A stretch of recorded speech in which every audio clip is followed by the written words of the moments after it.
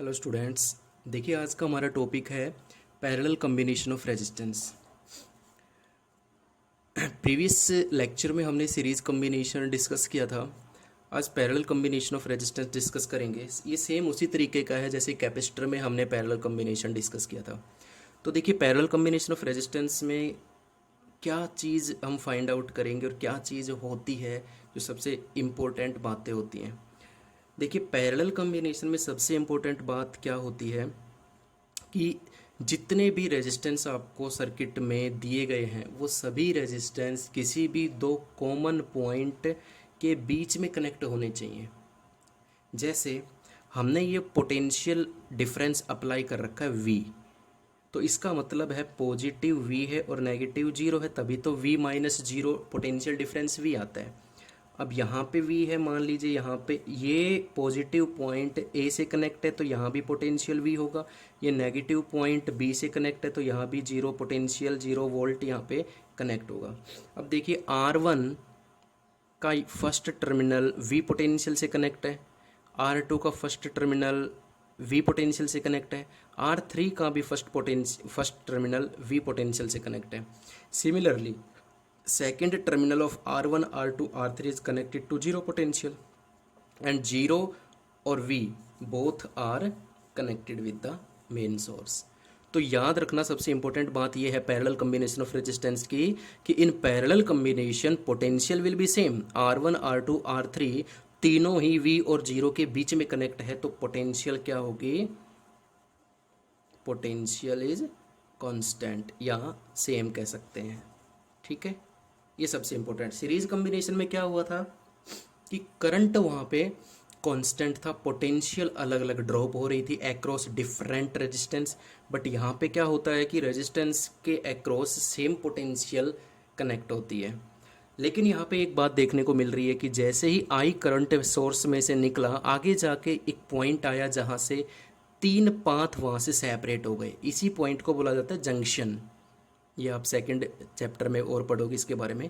तो जहाँ भी जंक्शन आ जाता है वहाँ पर करंट डिवाइड हो जाता है अलग अलग पाथ के ऊपर।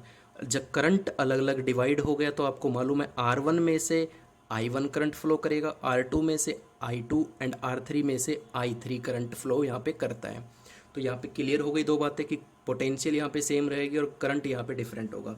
तो सेम वही डेफिनेशन लिख रखी है। If A number of resistance R connected between two common points, दो कॉमन पॉइंट के बीच में अगर कनेक्ट है तो each of them provide a separate path. तो तीनों रेजिस्टेंस अपने अपने अलग अलग इंडिविजुअल पाथ यहाँ पे सेपरेट करेंगे जिनमें से अलग अलग करंट फ्लो करेगा। तो वही करंट हमें फाइंड आउट करना है कि टोटल करंट कितना होगा रेजिस्टेंस के अंतर्गत।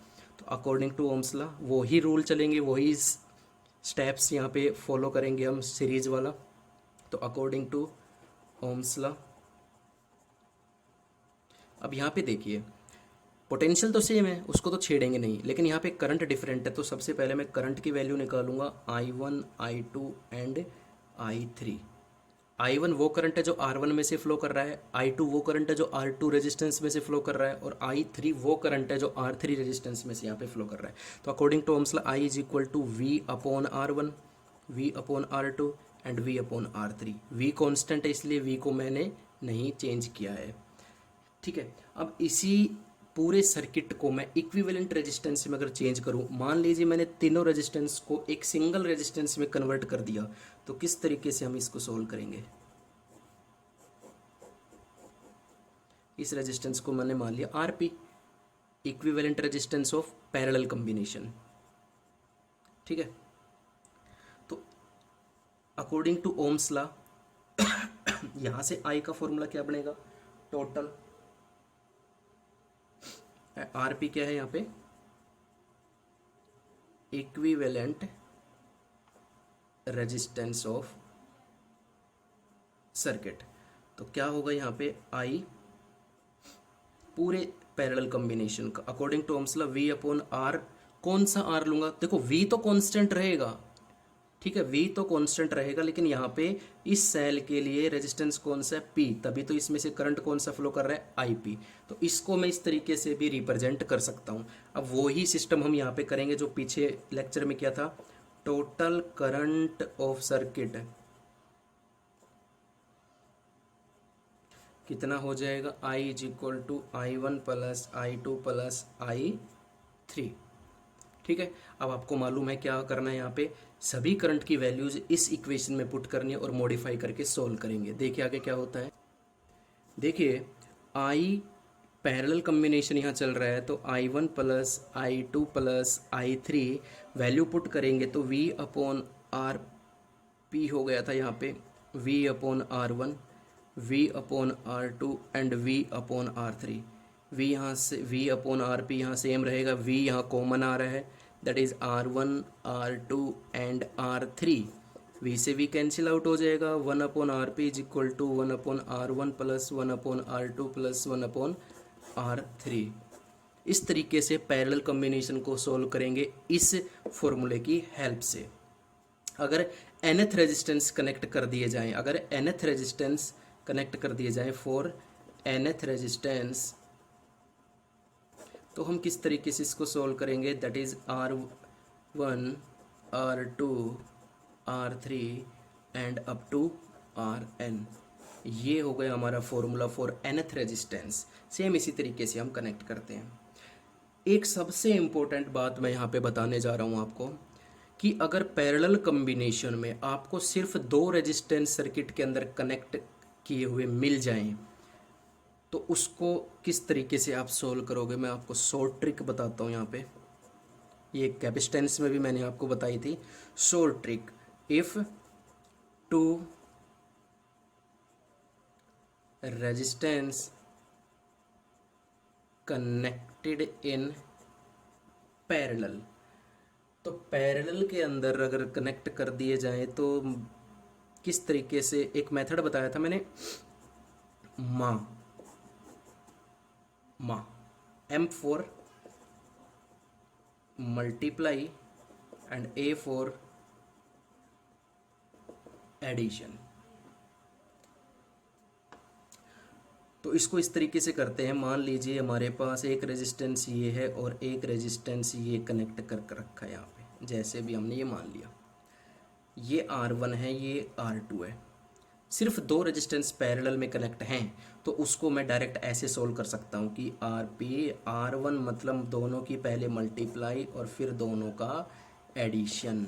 ये एक डायरेक्ट मेथड है, आप इस तरीके से भी इसको सोल्व कर सकते हो, 1 upon R1 plus 1 upon R2।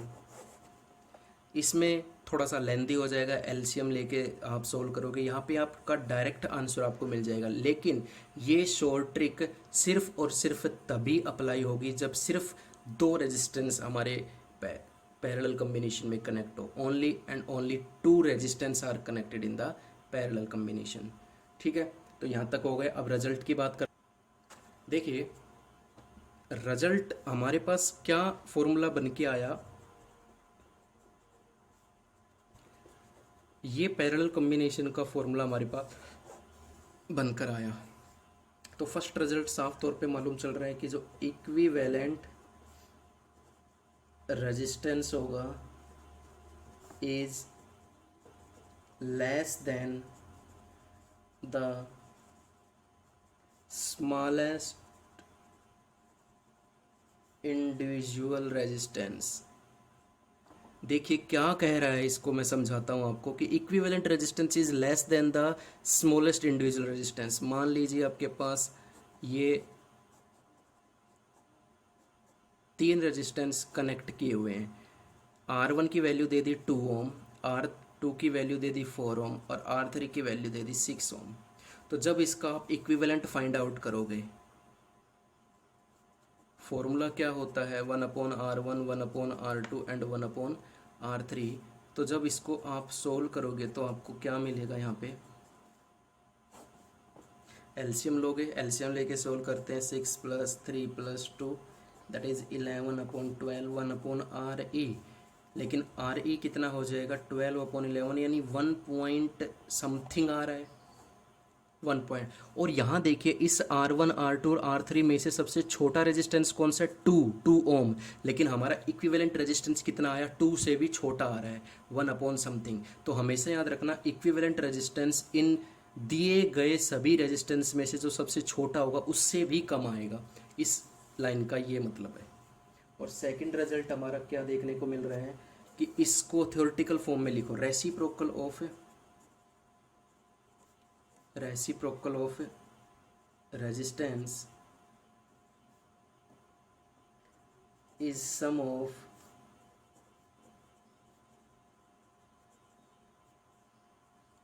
Reciprocal of the individual resistance. ये देखिए रेसिप्रोकल वन अपॉन समथिंग को क्या बोलते हैं रेसिप्रोकल करके, तो वन अपॉन आर पी का मतलब है reciprocal of equivalent resistance is equal to reciprocal of, है ना, ये देखिए sum of reciprocal of individual resistance. सभी इंडिविजुअल रेजिस्टेंस का रेसिप्रोकल का सम करने पर हमें reciprocal of equivalent resistance find out होता है। तो this is all about the parallel combination. I hope clear हो गएगा, बहुत ईजी है, जो 10th क्लास का है वही है। इसमें जो शॉर्ट ट्रिक बताई है वो याद रखना, न्यूमेरिकल में हमारे काम आएगी। तो आज के लिए इतना ही, आगे हम लाएंगे सीरीज और पैरेलल कॉम्बिनेशन पे बेसिक न्यूमेरिकल। ठीक है, तो पढ़ते रहिए। Thank you.